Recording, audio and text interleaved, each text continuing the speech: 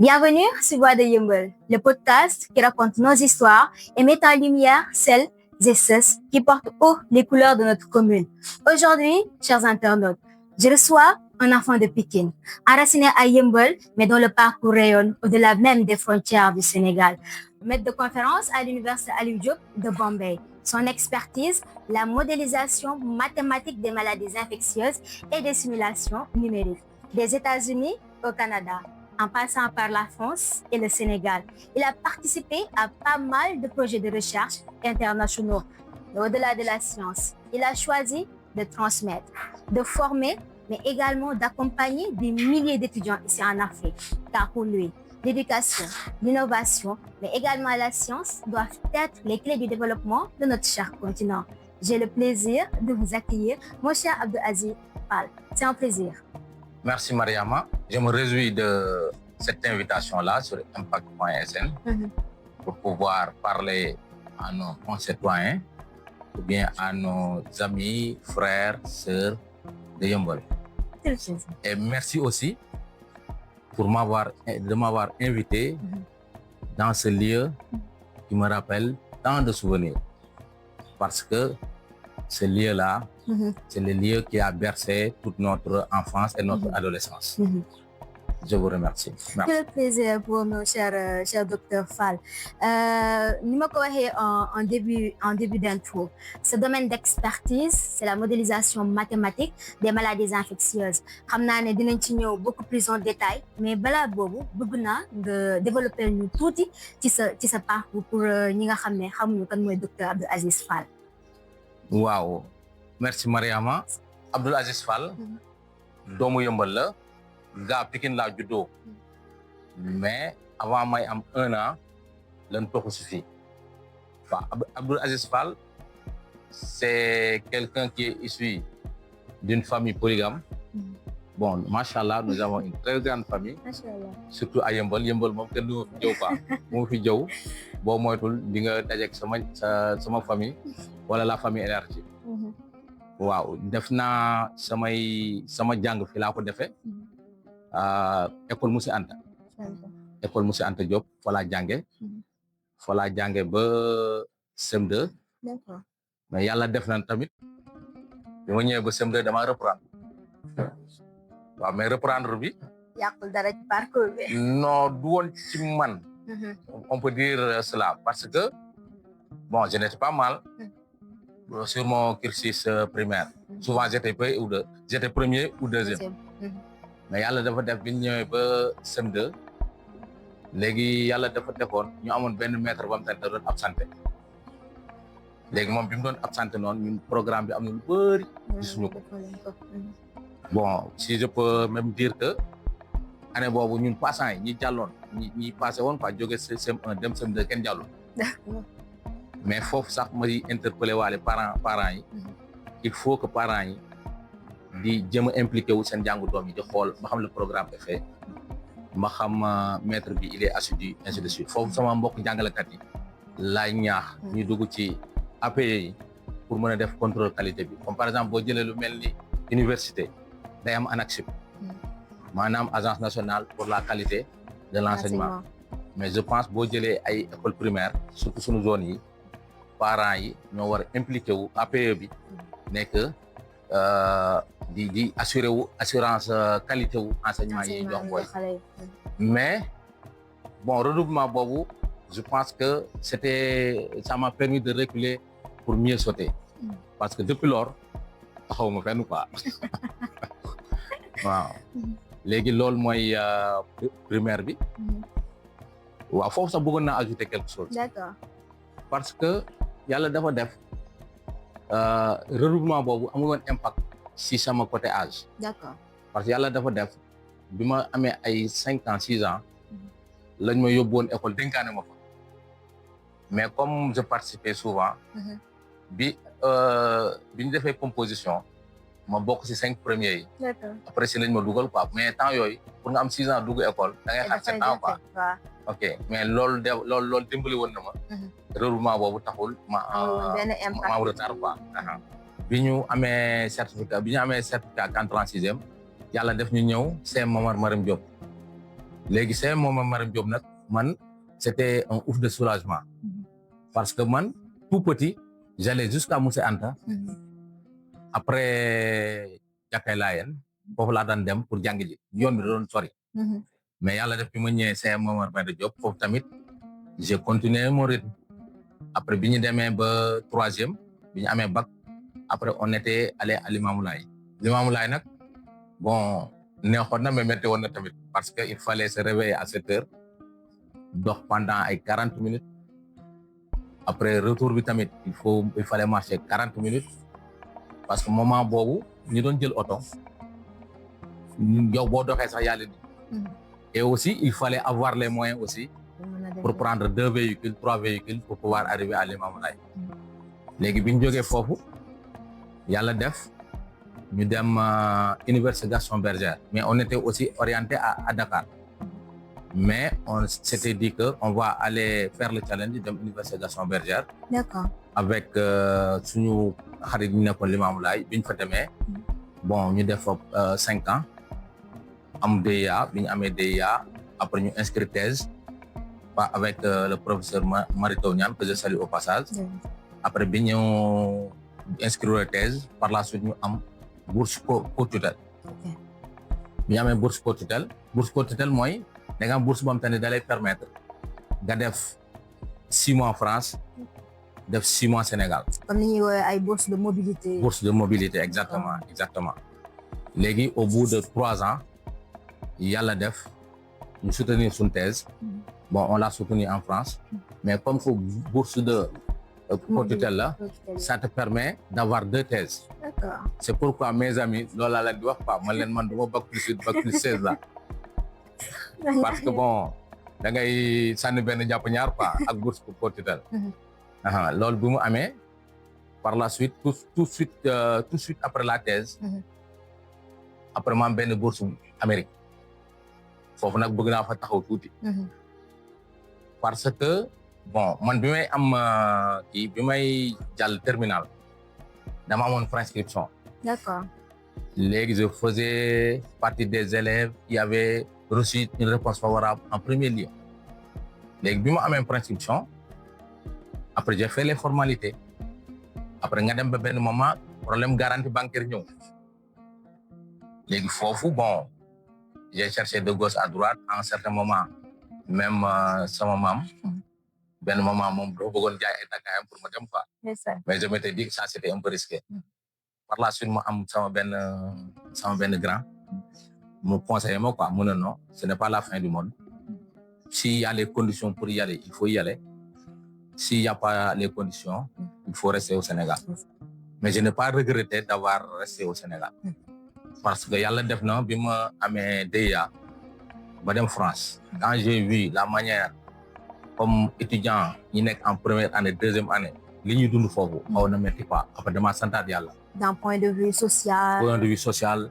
point de vue société moo foofu la société occidentale est un peu agressive quoi par rapport à quelqu'un qui n'a pas encore une identité bien ancrée mais foofu sax da ngay gis la différence entre ñi ñëwee bac ñi ñëwee master ak ñi ñëwee DEA différence au niveau du comportement parfois nag dina am ñu ma ciy mere parce que souvent bon je fais office de consultant comme que yàlla def na ñun ñoo jàng ji woon extérieur à un certain moment souvent parents yi seen doom yi bu ñu amee bac te ñu ñëw laaj ñu mais man souvent je leur dis que bu sa doom amee bac kese personnalité matagul pas da nga koy bàyyi mu def fi 3 ans université mu gën a am personnalité pour gën a mën a affronter la société occidentale mais souvent nag booy dañ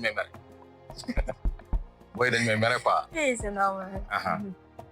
léegi bon bi ñu demee foofu def ko tutelle après par la suite tout de suite après bi ñuy terminer suñu bac bi ñu terminer thèse bi comme man j'avais l'ambition d'aller aux États-Unis donc bi ma nekkee ci thèse bi maa ngi doon wër quoi yoon pour dem Amérique mais dem Amérique déggoo anglais et tout. yeneen défi lay andi. Oui, bon je me suis mis à l'anglais parce que pour la thèse aussi bon les articles que vous faites ça sera des articles en anglais tu es obligé quoi de te mettre en anglais mais par la suite en faisant des recherches sur des potentielles opportunités si laa gis benn bourse avant may pare thèse bi bon j'ai déposé bon il demandait la thèse d'abord mais je me suis dit que bon en bon yëmbalois rien n'est impossible si laa déposé sous réserve mais bon si dépôt boobu tamit bëgg naa fa taxaw tuuti quoi nit ki boo bëggee dara da nga koy gëm être optimiste quoi ni lii dinaa ko am quoi parce que c'est énergie boobu mooy tax nga def si li nga ci war a def yëpp parce qu'en faisant ce dossier là je suis allé chercher une copine qui avait la bourse Fulbright Absata Wan je la salue au passage pas les quand j'ai fait mon dossier ma jox ko mu ne ma non lii approche francophone la quoi pour des américains yi gëmuñu yi ngay wax après elle m'a aidé à refaire le dossier à mettre les mots clés ainsi de suite pour foofu may wax nit ñi rek maanaam boo bëggee dara gëmal ni boo koy def da nga koy am résilience abnégation gëm ne que waaw léegi bu ñuy defee noonu man avant ma soutenir après may woo gars yi quoi comme si j'avais le pressentiment que ni bon bii may jàll quoi bon boobu bourse boobu maanaam c'est une bourse lancée pour le continent africain les gens ils prennent 5 mais moi dans mes calculs je me disais que comme c'est une bourse anglophone au moins dinañ bëgg benn francophone quoi je vais essayer d'être le meilleur francophone mais en faisant un très bon dossier j'avais presque la certitude qu'on allait me prendre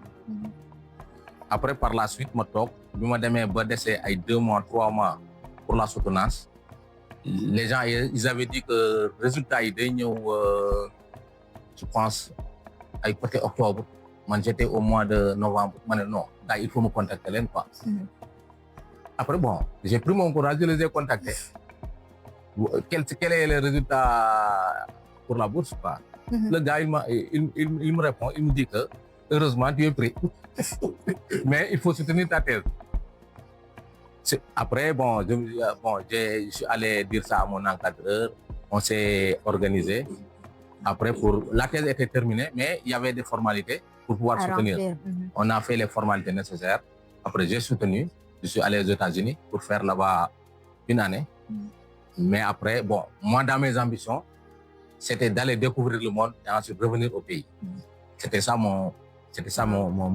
mes calculs quoi après par la suite bi ñu paree États-Unis noonu yàlla def ñu am beneen poste en France d'accord bi ñu demee France ñu def une année mais boobu yàlla dafa def ni boobu liggéey bi dafa am une partie qui se faisait en France et une autre partie qui doit se faire au Sénégal mooy li may wax rek nit boo bëggee dara rek gëm ko quoi léegi ça a permis la transition pour mon retour d'accord après bi ma ñëwee def France 6 mois ñëw Sénégal def fi 6 mois après par la suite laa toog continuer quoi depuis loolu docteur Fall bu ñu lay déglu ngay relater ce parcours on sent que ne yow exemple de résilience nga surtout pour les jeunes mais pour revenir juste ci domaine bi nga xam ne moom mooy ce domaine d'étude maanaam les mathématiques lan moo la poussé à ce que yow docteur Fall nga def ay études en mathématiques passion la woon wala vocation la woon wala c'était juste un Abdou Aziz qui a suivi le système.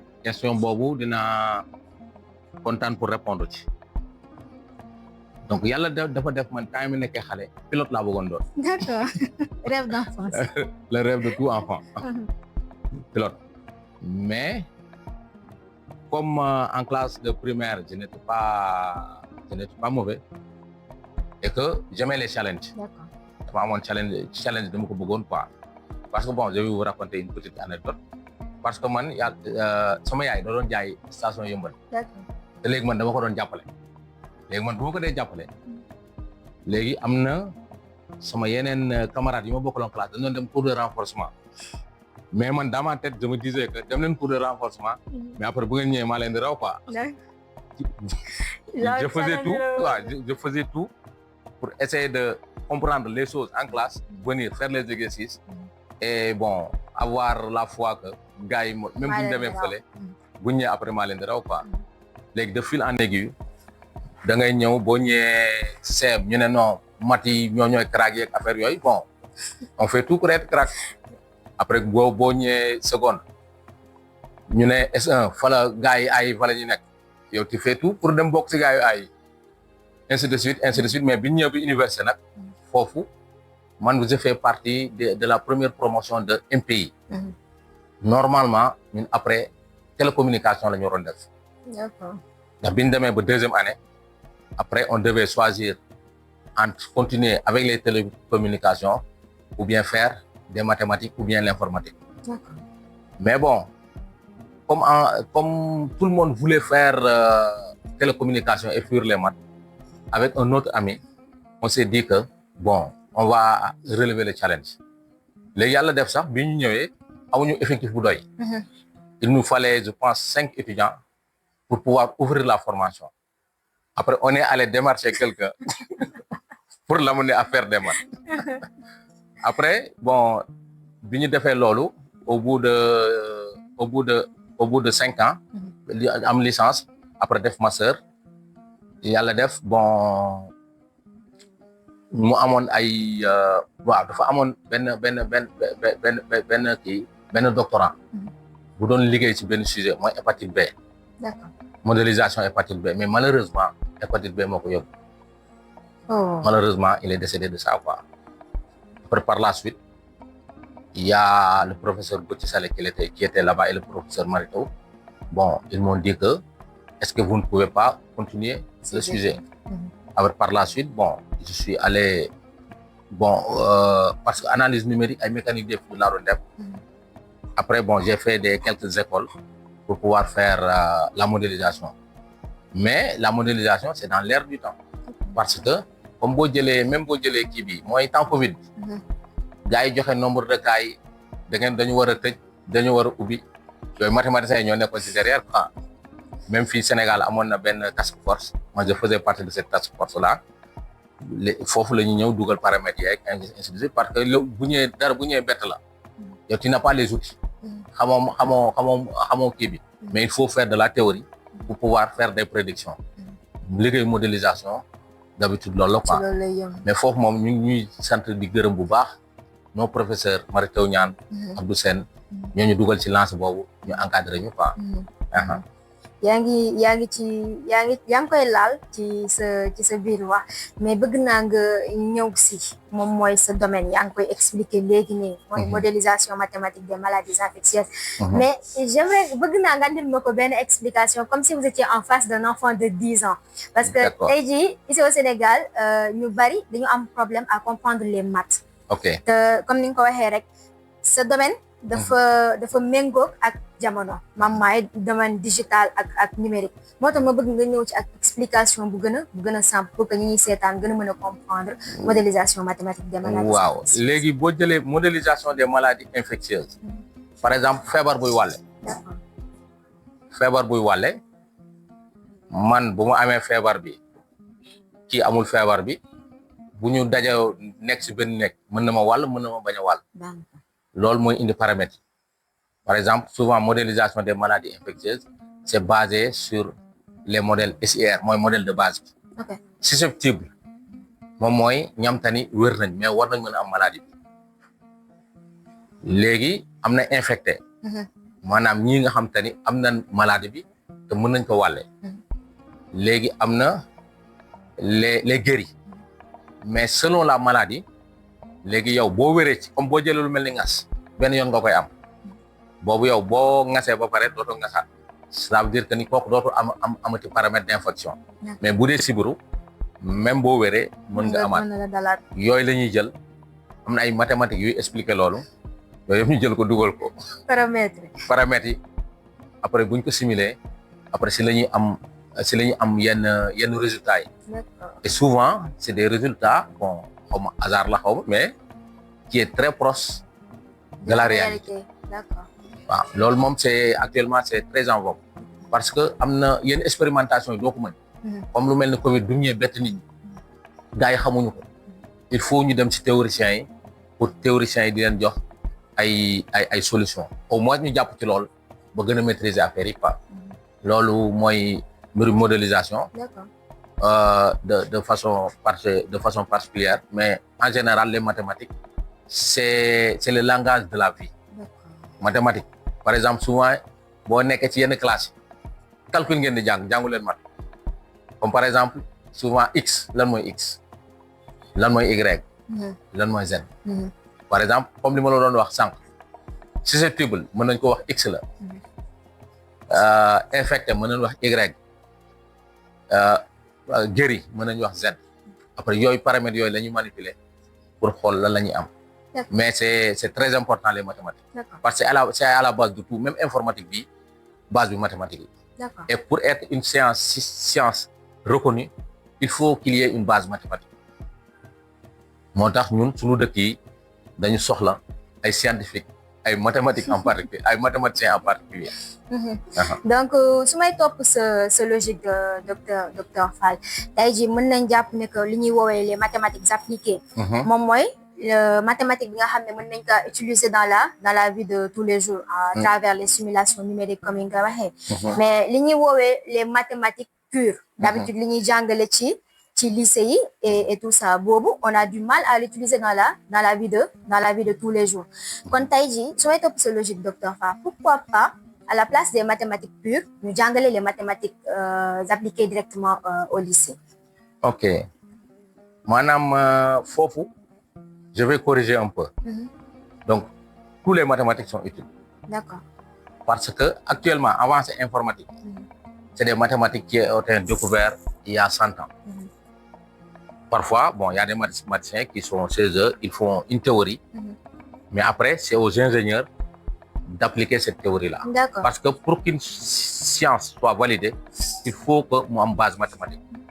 Léegi bon mais mathématiques appliquées normalement ça peut permettre à faire aimer les maths.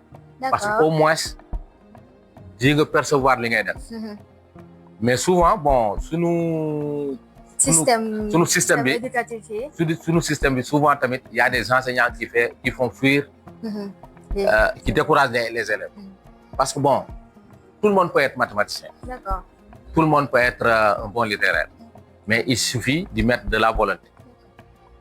Parce que souvent, sur notre système éducatif, day mën nga am kam tane day jàngale les maths sans pour autant comprendre les maths.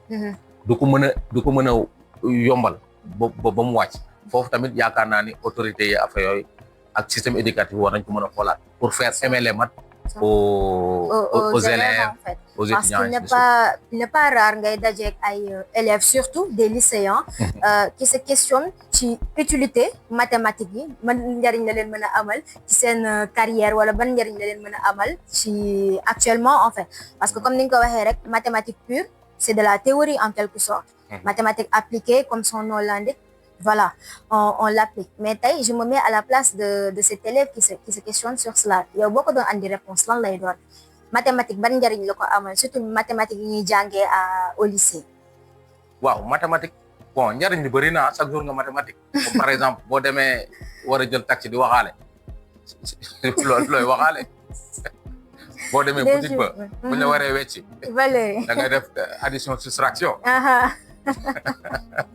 boo demee war a jënd 5 saamu mango bu ñu nee sambi téeméer da ngay def multiplication oui boo jëndee sa njaay bëgg ko jaay bëgg am bénéfice da ngay def division ça c'est la base c'est que nit ñi ñoo ko dul gis. D'accord. mais mat yi moom.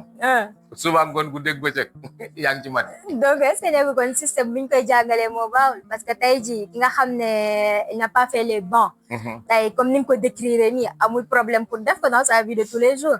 donc est-ce que nekkul système bi ñu koy jàngalee moom moo nekkul au point wala moom moo répondre aux besoins actuels de. waaw foofu moom bon la pédagogie des mathématiciens moom. souvent ça pose problème. parce que souvent gars yi dañuy daw mari parce que y a le comportement des enseignants. Oui, par exemple boo demee université prof droit. souvent ils sont bien sapés. avec un beau véhicule. L'image qui renvoie. Oui, mais le mathématicien non man moom mathématicien bu moderne la quoi. D'accord, oui. mais d'habitude gars yi image bi ñuy renvoyer. souvent tamit. bon du permettre élèves yi ñu bëgg ko. D'accord. parce que balaa ngaa bëgg matière. parfois il faut nga bëgg ki la koy jàngal. loolu c'est vrai lim lay renvoyer quoi. mais je pense foofu tamit gars yi war nañ ci mën a war nañ ci mën a liggéey ci pédagogie bi ak le comportement de tous les jours ainsi de suite parce que man dama am sama benn copain quoi dafa doon wax mu ne ma yéen vous faites une mauvaise publicité des études quoi. D'accord. Il me dit que yéen a nekkoon traqué fii yéen a dem France bu ngeen ñëwee fii du ngeen sànce ba pare ngeen bëgg booy def li ngeen def quoi léegi à quoi ça sert d'être un crack. Mais bon foofu moom tamit mooy loolu quoi nous les scientifiques on a un travail à faire sur nous-mêmes pour mieux vendre la science. Ouais. Surtout. Comme à l'image des juristes quoi. C'est toujours important docteur mais maa ngi lay dégg à chaque fois booy wax sur les scientifiques tu utilises le mot crack parce que dañ koy gis ci école yi dañoo dem ba jàpp que ne les mathématiques sont faites pour les durs alors que les matières littéraires sont faites pour les faibles à tel point que il n'est pas rare nga gis benn élève qui se considère moins intelligent opter pour matière littéraire parce qu'il se dit que foofu la gën a mën a amee li nga xam ne moom moo koy mën a jëmale kanam comparé ak matière scientifique tey looy wax élève bi nga xam ne dafa jàpp ne que matière scientifique moom moo ëpp valeur foofu matière littéraire. Bon sur ça il y a une complémentarité. Il faut de la science mais il faut aussi de la littérature. D'accord. Mais à l'état actuel de sous-développement de nos pays je pense qu'on a beaucoup plus besoin de scientifiques pour faire tourner la machine ensuite que de littéraires. Mais je dis de vrais littéraires. Parce que souvent fii da ngay ñëw kenn mu ne la littéraire la du lire œuvre au programme du lire les critiques. Et bon parfois il ne lit même pas de livre. Après ils se disent qu'il est littéraire. Alors que man il m'est arrivé de voir de très bons littéraires. ñoo xam te ni bon moi je suis émerveillé quoi quand il s'exprime quand il raisonne mais ñooñu par exemple le temps que le scientifique met sur ces exercices eux il met ce temps-là dans la lecture pour dominer la littérature parce que bon ceux qui font bouger le monde bon il y a la science mais il y a les littéraires qui font les littéraires à travers la communication et autres là qui dirigent les autres.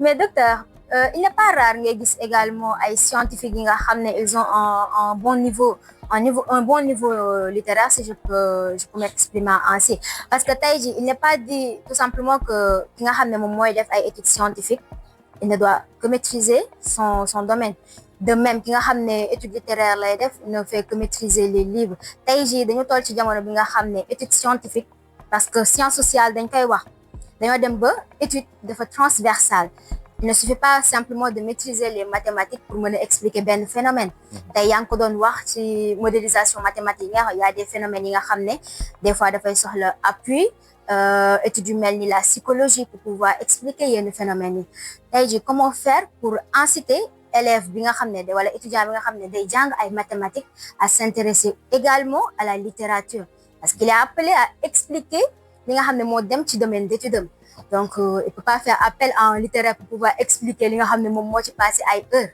si donc foofu dinaa kontaan lool pour répondre ci mais un bon scientifique à la base il doit être un très bon littéraire parce que la langue de support d'habitude ici c'est au Sénégal c'est le français. Par exemple si on prend quelqu'un comme professeur Mary Teuw Niane c'est un très bon mathématicien. Mais ça ne l'empêche pas d'être un très bon poète, d'être un très bon communicant. Je pense qu'un scientifique complet, il doit maîtriser tous ces outils-là. On peut même prendre l'exemple du professeur Cheikh Anta Diop. C'est un scientifique qui a fini par se reconvertir dans le métier d'historien. Oui. Ça c'est un exemple. Même Souleymane Bachir Diagne, il a un bac S1. Mais ça ne l'empêche pas d'être un très grand philosophe. Il est parmi les plus grands philosophes contemporains. Souleymane Bachir Diagne, à l'origine, il a fait la terminale C. Ensuite, pour après faire, bon, je pense que durant son cursus, il a fait des mathématiques. Ensuite, pour revenir à la philosophie. D'accord. Docteur, bu ñu doon jël benn cas nga xam ne mën naa wax dafa perturber même entre guillemets l'ordre mondial moom mooy Covid-19 ban taxawaay la ci modélisation mathématique amoon ci jamono jooju fii Sénégal. waaw ci jamono jooju boo dee xool comme Covid dafa bett nit ñi. y avait que les maths comme outil parce que pour tëj frontière yi. d'habitude en modélisation dañuy wax R0 R0 mooy maanaam benn nit bu feebaree buñ ko dugalee si ñuy feebarul ñaata nit la mën a contaminer maanaam les premières infections primaires yooyu y a des outils mathématiques qui permettent de dire aux gens que avec la contagiosité de la maladie il faut fermer les frontières parce qu'il suffit d'avoir un cas et que dans 10 jours ça explose dans tout le pays. Au niveau international, il y avait des groupes de recherche comme ça. Même au niveau local, ici, on avait une task force qui travaillait sur ça, qui travaillait sur les mécanismes pour essayer d'endiguer, limiter la maladie. Sénégal, fii bi mu kiiwee gars yi dañoo xool seen base de données ñan ñoo doon def ay modélisation ainsi de suite. Automatiquement, on nous a regroupés. On avait des réunions en ligne avec les données qui venaient, qui nous permettaient d'éclairer la décision politique. Parce que souvent, nombre de cas, certes, c'est les médecins qui faisaient la collecte, mais après, par exemple, si nous donnons ces données-là, ça nous permet d'évaluer les paramètres et ensuite faire tourner les modèles.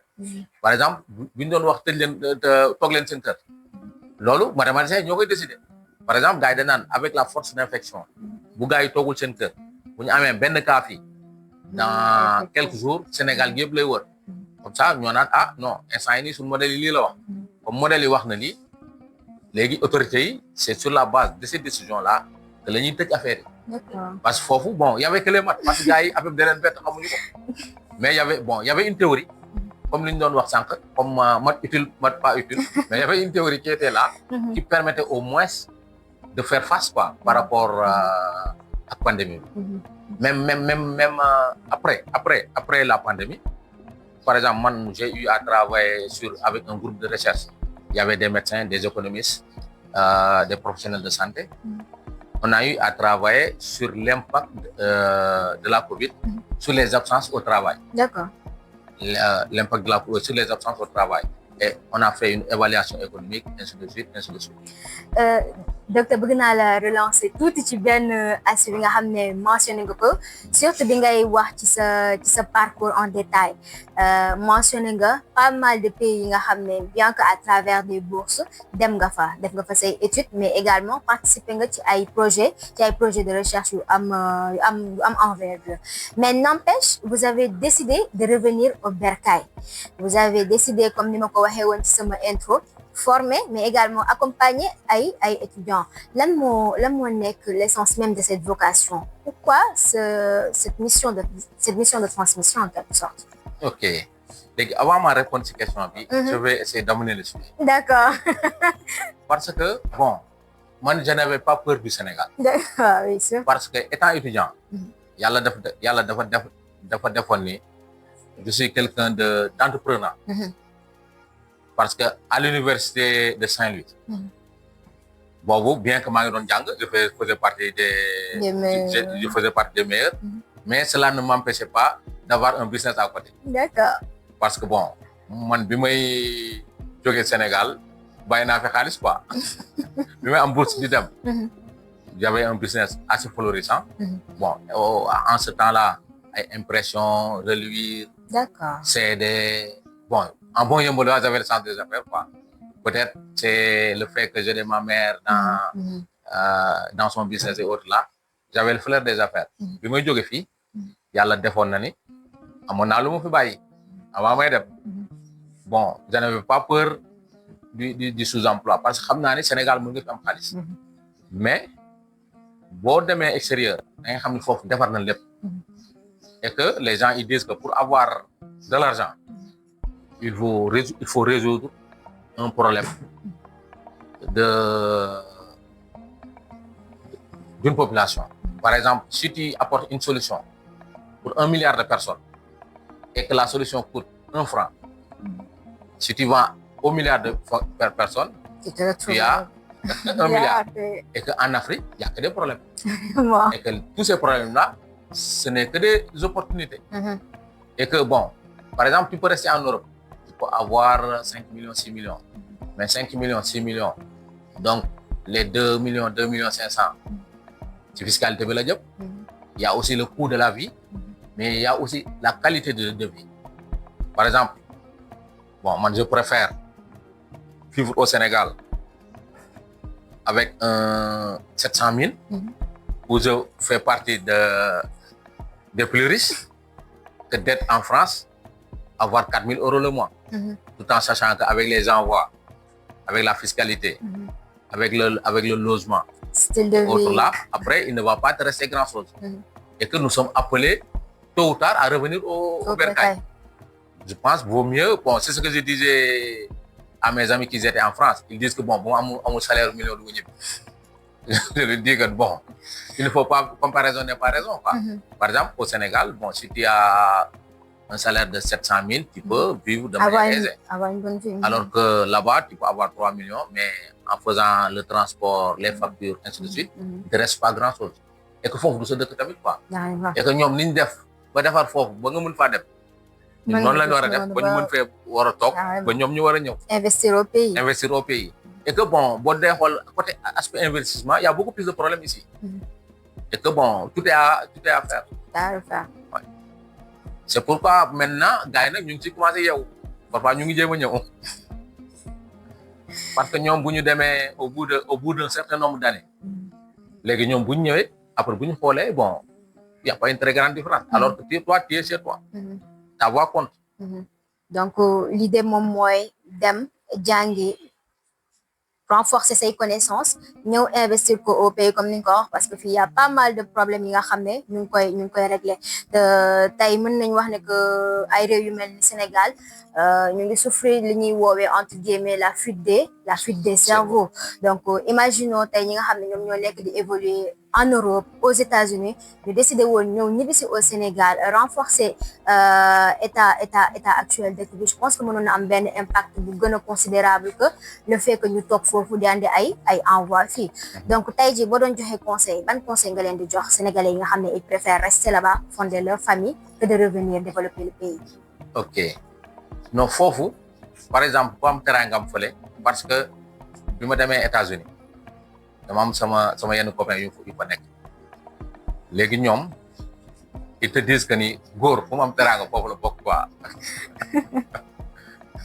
Foofu sax je voudrais faire une petite parenthèse. Par exemple, dans ma quête d'aller aux États-Unis, en 2006, boobu xam nga internet doxul woon. J'avais entendu Green Card. D'accord. Après ma dem Pikine quoi, jënd connexion, jéem a essayer affaire bi jàllul quoi, parce que c'était le dernier jour. D'accord. Mais dans cette quête-là, cela m'a permis de comprendre le système. Et avec la compréhension de ce système-là, bon, j'ai joué pour un certain nombre d'amis et de familles qui sont actuellement aux États-Unis. Mais ñooñu pour indiwaat leen ci ay kii kese loolu du yomb quoi. C'est tout un problème. Mais aussi ñun suñu autorités yi dañu war a defar le cadre. Par exemple, il y a le cadre, l'environnement de travail. Foofu lañu war a gën a insister.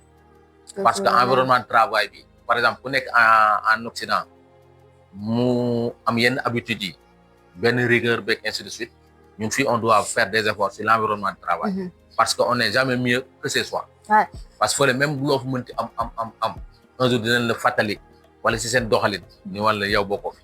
Parce qu'il n'est pas rare ngay dégg benn jeune sénégalais buy am idée de projet bu ko ñëw développer ko ci réew mi, mais da lay wax tout le temps que ne problème bi mooy gouvernement bi facilité wuñu la tâche.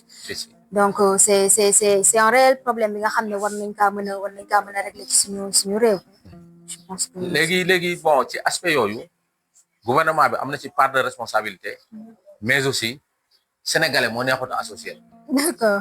Pourquoi? Parce que sànq rek maa ngi koy wax sama benn xarit ma ne ko sénégalais da nga ñëw gis kenn mu am benn business bi mën na ko génneel 10 millions léegi nga ñëw gis beneen investisseur ñëw ni ko mën naa si def 100 millions mais ni ko non 70% laay jël yow 30% ngay jël mais souvent ils sont tentés de refuser parce qu'ils te disent que non sama idée la affaire yooyu mais bu ñu la bàyyi si idée 10 millions ngay am mais bu fekkee ni waa ji def na ci 100 millions nga am 30% il y a au moins 30 millions parce que affaire yi ça se fait étape par étape et que tamit côté justice bi tamit ñu kii ci parce que parfois da ngay gis gars yi bëgg nañu investir mais sur qui investir au Sénégal parce que boo nekk mën nga nekk fële nga am sa xaalis mais Sénégal bon l'expérience a montré que boo fi indee sa business boo teewul souvent c'est très compliqué foofu je pense parents yi tamit war nañ insister ci éducation yeeg ainsi de suite quoi ak problème justice yi parce que nit du la nax après mu jaar noonu say quoi nax say quoi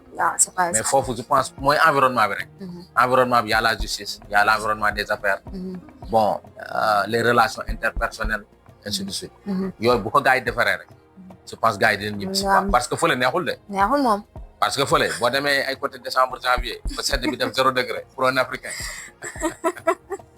en tout cas c'est toujours important de le rappeler te en plus mën na am benn réel impact bi docteur cette discussion a été assez intéressante ndax waxtaane nañ sa parcours wax nañ itam lépp lu jëm ci sa domaine d'étude waxtaane nañ itam sa vocation mooy transmettre ton savoir mais bëgg naa ñu dellu si ci bërëb bi ñu gën a soxal podcast bi mooy li jëm ci Yeumbeul tey docteur lan moo nekk sa vision pour Yeumbeul fi waaw Yeumbeul nag moom dina yomb loolu ma wax si parce que depuis l'âge d'1 an fi laa nekkoon def sama humanité quoi donc Yeumbeul parfois il y a un problème de perception parce que man bon là où je suis je me réclame de Yeumbeul je suis comme un ambassadeur de Yeumbeul à l'université s'il y avait des faits divers gars yi dañ may woo ñu ne ma booy Yeumbeul am na lu fa xew de mais souvent dama leen doon wax ni yéen li ngeen yaakaar Yeumbeul ak li fa bokkul parce que bon parfois y a mes enseignants parfois qui me taquinent naan ma boo Yeumbeul affaire yooyu je leur dis que par exemple yow boo jëlee Yeumbeul man leen boo jëlee sama koñ sur un rayon de 500 à 800 mètres je peux nommer lu mat ay 5 universitaires ba 6 ñu ma xam peut-être ñoom itam bokk ak naa ñoom génération wala ma bokk ak seen rak ainsi de suite par exemple man buñ jëlee suñu koñ boo jëlee y a moi il y avait l'actuel ministre de l'agriculture Mabouba Diagne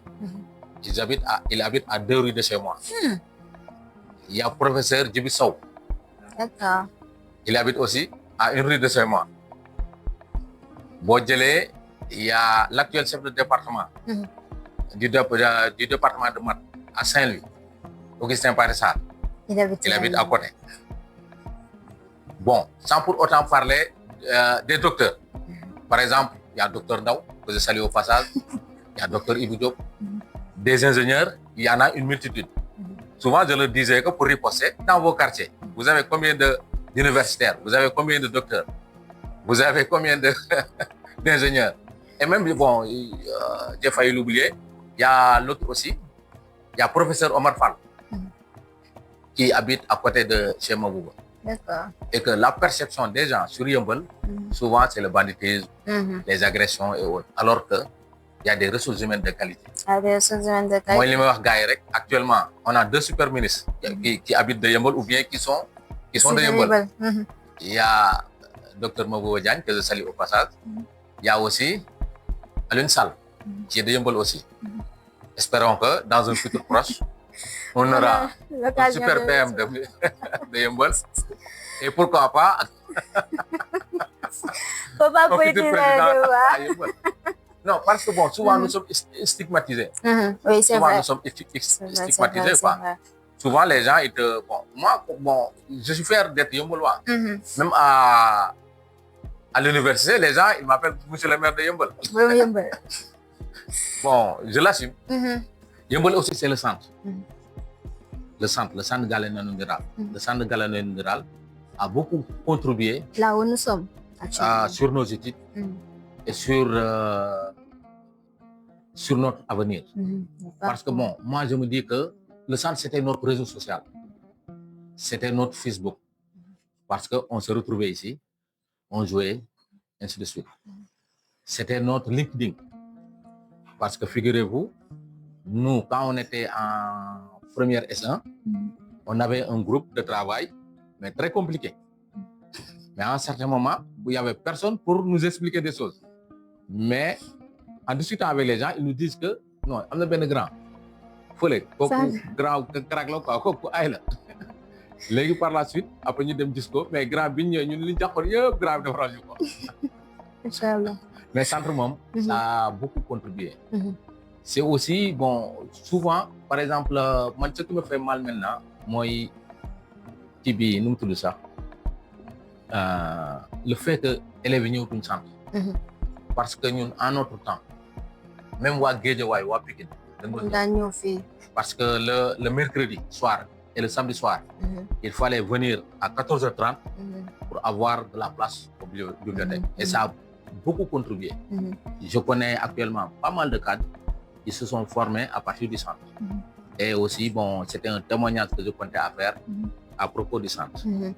Mais est-ce que nekkul woon aussi différence d'époque yi parce que tey xale yi ak les outils les téléphones am nañ possibilité de télécharger ay livres via PDF donc est-ce que nekkul loolu waral tey ressentir tuñ besoin déplacer wu ba ay bibliothèques yu mel ni centre pour mën a ressourcer wu. Waaw, par exemple tout ce qui est numérique ça peut combler une partie mais pas tout. Par exemple au centre on se retrouvait ici il y avait une concurrence saine. Par exemple da ngay ñëw am ñi bokk classe bale ñi bokk classe bale mais boo déggee kii crack la tu te rapproches de lui vous formez un groupe de travail. Échange. Ensuite bon par exemple ñun bu ñu naan dem Limamoulaye dañ naan dem ak identité yëmbal dañ naan booy Guédiawaye ak booy Thiaroye du ñu raw. Mais loolu bon day créer par exemple moi l'un de mes meilleurs amis fii laa ko gën a kiiwee avant fii laa ko gën a miné quoi. Et puis à mon livre, tu as ton truc, mais tu es chez toi. Mais aussi, la vie aussi, c'est des interactions, c'est des amitiés. Par exemple, le numérique, problème de moi, de les limiter quoi. Ce cadre, ces interactions, ainsi de suite. C'est pourquoi, bon, tu peux bien avoir tes outils numériques, mais venir aux bibliothèques, se faire des amis, se faire des connaissances, se faire un réseau, ça c'est très important. C'est très important. Parce que bon, am solo la quoi, ñu ngi ñaax parents yi. Comme ñuy encourager seen doom yi ñu ñëw bibliothèque parce que bu ñëwee bibliothèque dinañ fa am ñu ñu xamel ainsi de suite pas. Ils auront beaucoup plus d'interaction. C'est toujours important de rappeler ban conseil ngay jox benn doomu Yeumbeul bi nga xam ne comme le docteur Fall am na envie poursuivre ses études en mathématiques tey. Bon conseil bi ma koy jox mooy nit da ngay gëm sa bopp boo gëmee yàlla ba pare quoi da ngay gëm sa bopp rien n'est difficile. Il suffit d'y mettre l'énergie nécessaire ak passion boo ko defee rek après li si dina ñëw maanaam boo gëmee sa bopp nekk ci rek te bañ a bàyyi après bi dina ñëw parce que souvent gars yi dañuy wax man littéraire la man scientifique la rien n'est facile. Il suffit de se donner les moyens pour avoir dominer les matières. C'est juste ça. Lan moo nekk sa vision du Yeumbeul futur d'ici 10 ans par exemple. Waaw Yeumbeul d'ici 10 ans. Nan nga ko gisee. Non, avec l'avènement des ressources naturelles et autres, je pense que bon, c'est une vision globale quoi du Sénégal. D'accord. Bon man gëm naa ni Sénégal Inch'Allah dina jëm kanam quoi parce que ñun loolu tax ñu bisi d'accord dañoo gëm ni Afrique particulièrement Sénégal d'ici 10 ans si beneen level la ñu nekk quoi. D'accord. Particulièrement Yeumbeul aussi maintenant il y a les jeunes il y a des jeunes très bien formés qui participent au débat politique au débat citoyen et qui sont très bien formés qui n'envient en rien ceux qui sont à l'extérieur et avec toute cette synergie-là, je pense qu'on va faire de telle sorte que Yeumbeul se développe et le Sénégal se développe. Parce que le développement doit avant tout être endogène. Voilà, ñuy xool feneen nañu xool suñu bopp ba pare. J'avoue que dafa am benn réputation bu lay précéder également fii ci Yeumbeul te bëgg naa ñu ñëw ci docteur Fall Abdoul Aziz Fall bi nga xam ne il aime voir les autres briller mais tout en restant en retrait comme niñ koy waxee tey ji boo koy côtoyer bu la waxul parcours am doo xam ne que jëmm ji nga jàkkaarloo aw na fii yëpp pourquoi c'est un choix wala c'est juste comme ça. waaw bon mais nag je ne suis pas aussi inconnu que ça je sais que Diop 2 moom ëpp bës. te tey public Diop 2 boobu la ñu bëgg ñu xam tey cadre yi ñu am à Yeumbeul. oui non je sais que Diop 2 moom ëpp bës quoi. borom saw mi mais bon parfois souvent. par exemple je suis membre fondateur de Jotaay Jot. d'accord. et que bon mais je n'ai jamais eu à être coordonnateur. mais c'est un choix. parce que souvent sénégalais yi dafa am ñamante ne lu ñu mënta jiite duñ ci dugg. comprendre là. et que man d'habitude ce qui m'importe c'est que les choses marchent. le résultat. c'est le résultat quoi. qui est à l'origine du résultat. amul solo. amul solo. bon par exemple gars yi Sénégal day wax tout est vanité. tout est vanité. mais yàlla li mu gën a bañ mooy vanité. parce que kenn màggul yàlla rek moom. kese. mais souvent je préfère bàyyi gars yi nekk si kanam. comme ça nous on est derrière. pour appuyer pour que les choses marchent. dès l'instant que mu ngi am impact. waaw dès l'instant que mu am impact. c'est bon. parce que comme par exemple boo jëlee bon mooy indi benn histoire bu ndaw. comme boo jëlee fii bi ñuy cours de vacances gratuits. boobu boo dee xool ñun waa étudiants yi dëkkoon Yeumbeul nekk UGB. ñoo ko initié avant boobu c'était série U4 seulement. d'accord. mais on avait un petit groupe avec Youssou Ndaw Modiop Thiam. ñoo commencé woon di def cours de vacances gratuits après bu ñu demee benn moment on fait la présentation de l'université de Saint-Louis. parce que moment boobu gars yi xamuñu woon Saint-Louis noonu quoi. on faisait la présentation par la suite le série màgg ba récupérer yeneen universités yi nekk bon série nationale. yi nekk benn. ba affaire yi nekk benn quoi ba léegi affaire bi di continuer. man bu ma ñëwee gis affaire di dem ni ça me fait plaisir. bien que bon nous ne sommes pas visibles mais on sait que. affaire bi mu ngi dox. te on est à l'origine. même boo jëlee tamit par exemple boo jëlee mairie état civil bi avec le maire Daouda Ndiaye. je le salue au passage comme Yeumbeul dafa amoon problème mu état civil ñun bi ñu demee université y avait un étudiant de Yeumbeul à Bambey qui faisait informatique Atoumane Sène actuellement il est ingénieur. d'accord. léegi ñun bi ñu gisee affaire boobu on s'est dit que ni pourquoi pas essayer d'apporter une solution. après si laa dem gis sama benn collègue. ñu ko bon il faut donner à Atoumane le sujet d'état civil. comme ça ñu jéem a implémenter dara au niveau de Yeumbeul. mais bi ñu ñëwee on a par exemple boo demee mairie les gars yi dañuy imprimer boobu sama loxo ngi ci de mais yooyu yëpp amul solo quoi. parce que yow bu fekkee da nga ñëw bëgg a visible. affaire bi du dox. parce que boobu bon je salue par exemple le maire Daouda Ndiaye. moom il nous a accompagné sur ce projet là. mais bu fekkoon dama ñëw taxaw pour fës affaire bi mën na bañ a dox quoi. mais man ce qui importe mooy bon comme li may wax gars yi rek ñun dañuy sant yàlla quoi. bu ñu juddoo Yeumbeul war a nekk am ñu doon àndal ñi jaar fii ñi jaar fële yow yàlla def nga am benn parcours bi. macha allah ñu ngi sant yàlla bu baax. jarul yenn fës yi jaru ko quoi il faut donner le soin aux autres aussi pour que aussi ñu briller quoi. waaw loolu mooy à peu près sama philosophie.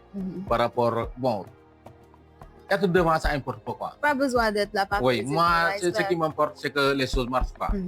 souvent gars yi dañu ma naan lu tax demoo Pastef ak affaire yooyu man ko non man ku ma demoon Pastef tamit samay copains ñoo nekk Pastef. si j'ai des choses à dire. jox leen ko politique dafa metti. waaw ñoom ñu doxal ko moo gën. mais nag ils ont intérêt dañu doxal ko de buñ ko doxalul moom. ñu ngi leen di xaar. déedéet buñ ko doxalul moom après ñu jël ko ci ñoom rek comme ça affaire bi ñëw Yeumbeul. daanaka mu jeex benn yoon. docteur gis nañu que fii aussi à Yeumbeul vous avez été à la tête de pas mal d'initiatives li ma bëggoon nga wax ñu ko moom mooy ban impression nga am ci initiative yi nga xam ne la jeunesse de Yeumbeul mu ngi koy jël actuellement pour développement secteur bi commune bi.